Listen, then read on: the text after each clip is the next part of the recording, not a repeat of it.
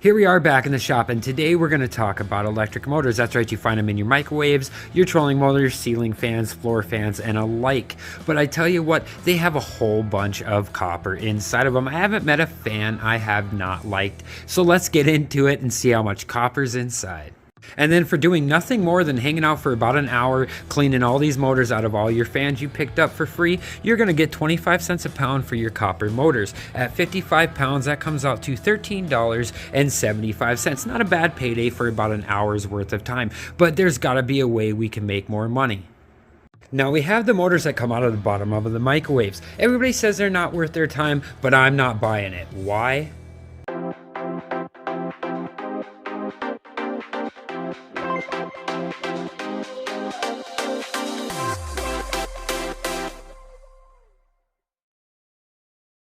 Because for a little over 1 minute of my time, we just made 66 cents. Yes, people are going to say, hey, that's not a lot, Scrooge, but I tell you what, it all adds up. Let's move on. Now we have those crab claw motors. Yeah, you're going to want to check these guys and make sure they're copper, because you will run into some aluminum ones every once in a while, but hey, let's get them in the vise and get them taken care of.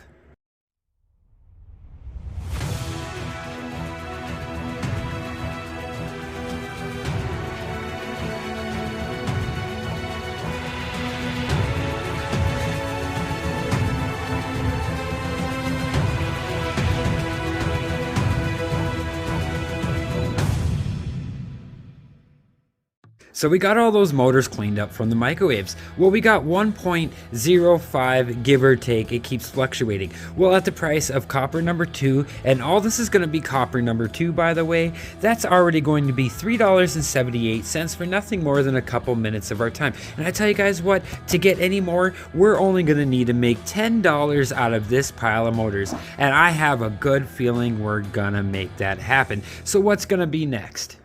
So here we have those stator motors. That's right, they come in all different flavors and you see them everywhere. But I tell you what, these guys are a horse of a different color. I don't know what to do. Let me show you guys the best way I know how to scrap these out.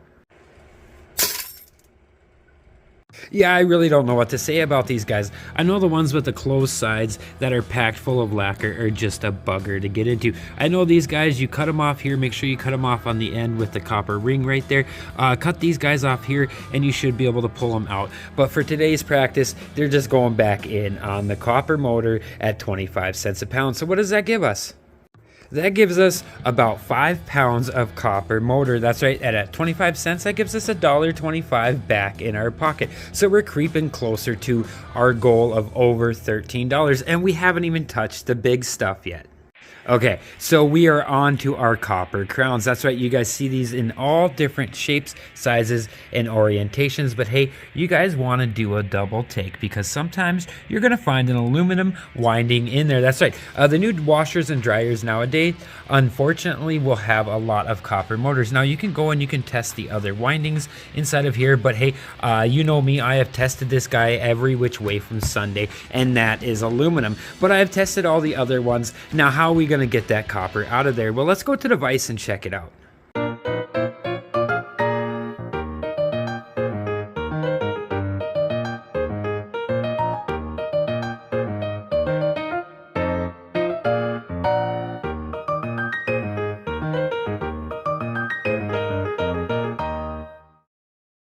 I have tried every Sawzall blade known to my local hardware store, and they all have various degrees of results.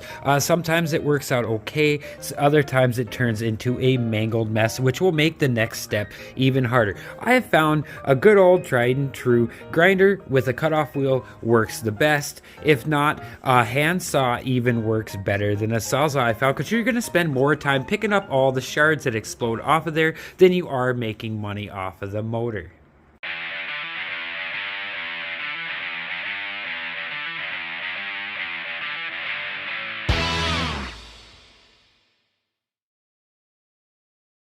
So we almost got all the crowns cut. Now what? So basically this guy, if you look at him, you can kind of cut him down the side, and if you give him a little spread, he will slide right out of there. It's just a little hard to do by hand on the camera for you guys. But yeah, if you give him a little nip, it comes right out. And you do the same thing with this guy right there. So now basically after you get that all cut off, you're just going to try to work around the crown with your screwdriver, and you go around, and it should pop off pretty easy. And I know everybody has every different way to do it. I tell you what, whatever works for you in your garage, in your shop, works for you. You might not be able to make a bunch of noise, so you might just need to figure out a way to do it without the grinder. So the handsaw may come in handy, or hey, you may be able to whack a do until 2 in the morning like me and get away with it.